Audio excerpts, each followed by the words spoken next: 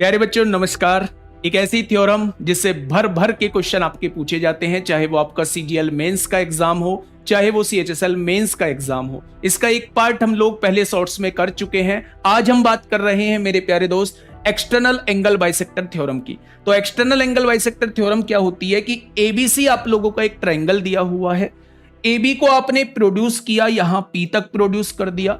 AC को आपने बढ़ाया कहां तक, इसको क्यू तक प्रोड्यूस कर दिया।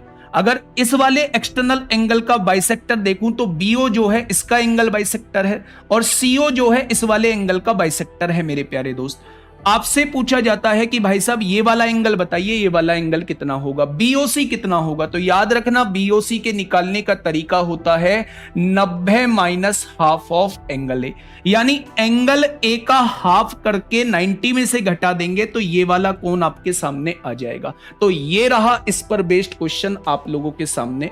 उसने कहा है कि ट्राइंगल एबीसी आप लोगों को दिया हुआ है। भाई साहब फोटो बना दी इसकी आप लोगों ने। एबीसी एक ट्राइंगल दिया हुआ है। एबी और एसी को पी और क्यू तक बढ़ाया गया है। लो जी, बढ़ा दिया हमने पी और क्यू तक। सीबीपी यानी कि ये वाला एंगल बाइसेक्टर और बीसी क्यू का एंगल बाइसेक्टर जो है वो ऊपर मिलते हैं। और उसने कहा है ये वाला एंगल जो है वो 44 डिग्री दिया हुआ है, तो इस वाले एंगल का हाफ बताइए। बेहद आसान, इसका आधा करिए 22 हो गया। 90 में से 22 को घटा दीजिए तो आपके सामने आ जाएगा मेरे प्यारे दोस्त 68 डिग्री। ये वाला कंप्लीट एंगल 68 डिग्री होगा, लेकिन उसने हाफ पूछा है तो आंसर क्या आ जाएगा 34 डिग्री।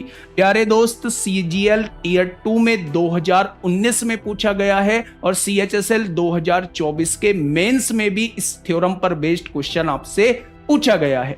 एक क्वेश्चन मैं आप लोगों को देता हूं जिसे आप लोगों को होमवर्क में मुझे बताना है, कमेंट बॉक्स में इसका रिप्लाई करना है। क्या होगा इस क्वेश्चन का बिल्कुल सही जवाब। धन्यवाद।